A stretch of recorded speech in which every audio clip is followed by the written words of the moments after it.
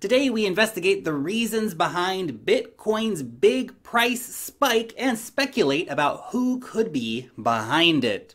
Now I have two quick announcements for you before we start with that. The first is this: be in to win one of 4 prizes of $200 worth of Ethereum by helping spread the word about Resistance DEX. You can win by retweeting over on Twitter and then commenting on the YouTube video, and by sharing over on Facebook and then commenting on the YouTube video. 4 winners will be announced on April 8th. Also, Nuggets News and I are hosting a meetup next week in Sydney, Australia. Come and join us for a crypto chat and a beer. Please RSVP so that we can know the approximate numbers of people coming to the event. Links for both the giveaways and the meetup are in the description of this video down below. Now, on to the most important news of the day, which is actually way more impactful than any kind of Bitcoin price pump, and that is that Elon Musk is now the CEO of Dogecoin. Hashtag Dogecoin the standard, hashtag much wow, hashtag so amazing, hashtag the Dogening is upon us. Rough, rough. No, seriously though, it is great to see Elon taking part in the fun. I appreciate his ability to take himself unseriously, and I'm also encouraged by his increasing interest in cryptocurrencies. I feel like if Elon had more time, he would probably be doing something crypto related.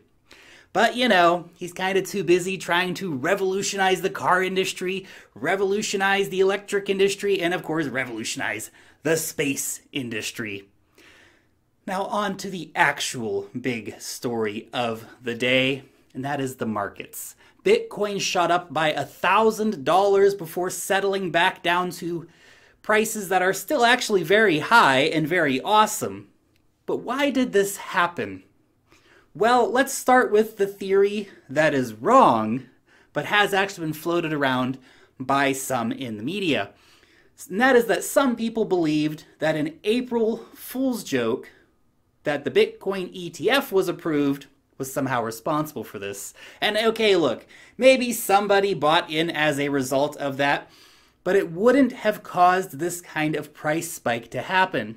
Some are saying, though, that trading bot algorithms set to pick up news stories like this, and then, of course, trade accordingly based on the information, could have been the cause of this to happen. But I still don't buy it. It doesn't seem like the actual reason. And it is certainly, of course, no laughing matter for the $500 million in Bitcoin shorts that were liquidated over just on BitMEX alone. So those guys aren't laughing at this April Fool's joke, are they? This was Bitcoin's biggest single day gain since April of last year, and it is largely attributed to one whale. Just one buyer picking up a cool $100 million worth of Bitcoin, or around 20,000 Bitcoin. Now, I'm going to be speculating a bit about who that buyer could be, but I want to explore why this happened first.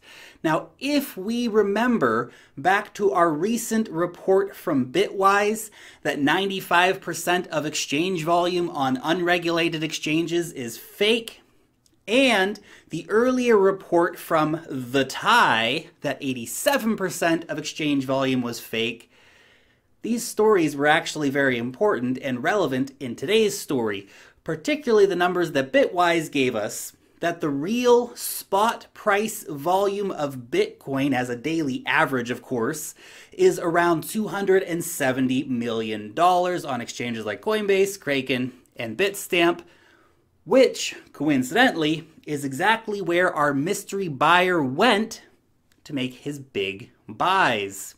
Real volume is so important. This guy just bought like 40% of the daily actual Bitcoin trading volume. That is significant for many reasons. It shows us the power of real volume to move the markets versus the fake volume, which doesn't really move anything. It proves that real market volume is healthy and reacts accordingly. And it also shows us just how small the crypto markets still are and how susceptible these markets are to big price movements due to the actions of just one whale, and just how much opportunity there still is here, as trillions of dollars are likely to be flowing into the cryptocurrency economy in the coming decades. Now, who was our mystery buyer? Well, I don't know, but these are some of the most likely theories that I have come up with. Number one, a hedge fund or a similar institution. Crypto custody is now here, and these institutions are actually starting to get involved. Just think, one phone call to Fidelity from a major fund could have easily made this happen. And remember all of our chats about Bitcoin OTC markets? At some point, the amount of Bitcoin available on the OTC desks actually runs out. That could be a factor here too. Number two, a random billionaire. Well, of course, this is always possible that some random billionaire over in Japan or over in Silicon Valley just casually sent through $100 million over to Kraken and Coinbase and Bitstamp himself, and that this was not part of any bigger picture or any of the stuff that we talk about on a wide-reaching scale. Just a dude buying $100 million worth of Bitcoin. Number three, a country. I know I keep saying it, but at some point, a country will actually start making Bitcoin buys. Just think, Tim Draper was in Argentina just last week floating the idea of Argentina buying Bitcoin. Russia has long been rumored to also, of course, be a possible Bitcoin buyer.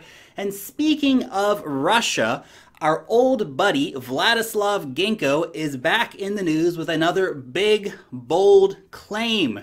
This time that Russian companies and Russian oligarchs may have amassed up to 1.8 million Bitcoin as fear of increasing US sanctions grow. The power players in Russia are hedging into Bitcoin so that they will continue to be able to do business no matter what happens in terms of the international political stage. He was also quick to point out that this was not a direct investment from the state, but indeed from influential private actors in Russia. And that's a lot of Bitcoin, guys. 1.8 million Bitcoin is nothing to sneeze at. And look, he doesn't present any proof of the claims that he's making here, but when you think about it, it actually seems plausible that Russian oligarchs bought up all the Bitcoin that they could from the OTC market over the previous months, assuming that the political climate will continue to change. Then there's the factor that once that green candle started growing, retail FOMO added into the boom that we saw yesterday. The panic sellers have been out of the crypto game for a while, so it means that it's time to welcome back the panic buyers. Welcome back, guys. Also, outside of the concept of retail investors just being some giant mass of undisciplined, crazy buyers, I would like to take into account that it has never been easier to buy Bitcoin. Tabacs in France are now selling Bitcoin. Dairies in Australia are selling Bitcoin. There are more Bitcoin ATMs than ever. There are new fiat gateways which open every single day in new currencies all around the world. This does not, of course, account for the spike that we saw yesterday, but it does help underline the fact that nothing in crypto happens in a vacuum. We have covered at length on this channel the macro factors which we see affecting the crypto markets. Those factors only grow more relevant and more powerful with time, not the opposite. To reinforce that statement, I present the following. Yesterday, I talked about how the big venture capital firms who are operational in the IPO world are also increasingly prominent in the crypto world. Here is a story that just happened, which shows exactly what is going on with these firms and their intent to go even deeper into the crypto world with billions of dollars in capital. Andreessen Horowitz has just registered all of its 150 employees as financial advisors, so as to allow them to place even larger bets and invest more heavily into high-risk asset classes, such as cryptocurrencies. Now, this is important due to SEC rules that now the company actually has more freedom to operate, and this move has put $1 billion further of the firm's money on the table. Also, I like this quote from Jesse Powell. He's the CEO of Kraken over on Twitter today. He said, "The smart money is already invested in crypto and is already using it for global payments and value store where old money has failed." And he's right, and that will continue to grow. I also mentioned in that video on IPOs the popularity of Bitcoin with millennials.